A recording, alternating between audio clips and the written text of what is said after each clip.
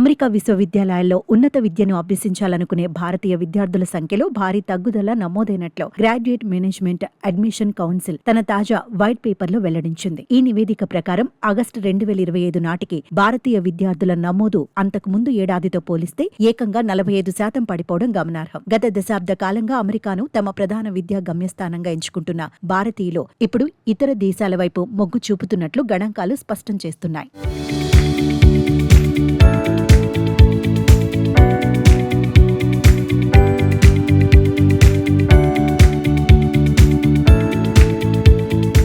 అంతర్జాతీయ దరఖాస్తుల సరళిని గమనిస్తే అమెరికా, కెనడా, యూకే వంటి సాంప్రదాయ దేశాల్లో డిమాండ్ తగ్గగా యూకే మినహా ఐరోపా, ఆసియా దేశాలలో నమోదు పెరిగింది. ముఖ్యంగా నాణ్యమైన విద్యతో పాటు సులభతరమైన నిబంధనలు ఉన్న దేశాలకే విద్యార్థులు ప్రాధాన్యత ఇస్తున్నారని ఈ నివేదిక విశ్లేషించింది. ఈ పరిణామం అమెరికా విద్యారంగంపై, అక్కడి యూనివర్సిటీల ఆదాయ వనరులపై దీర్ఘకాలిక ప్రభావం చూపే అవకాశం ఉందని నిపుణులు హెచ్చరిస్తున్నారు. భారతీయ విద్యార్థుల నమోదు ఇంత భారీగా తగ్గటానికి ప్రధానంగా వీసా నిబంధనలు కఠినతరం కావడం ఒక ముఖ్య కారణమని నివేదిక పేర్కొంది. చదువు పూర్తయిన తర్వాత అమెరికాలో ఉపాధి అవకాశాలు లభిస్తాయా లేదా అనే విషయంలో నెలకొన్న తీవ్ర అనిశ్చితి విద్యార్థులను వెనక్కి తగ్గేలా చేస్తోంది. వీటికి తోడు అంతర్జాతీయ మార్కెట్లో రూపాయి విలువ నిరంతరం పతనం కావటం వల్ల అమెరికాలో విద్య మరింత భారంగా మారింది.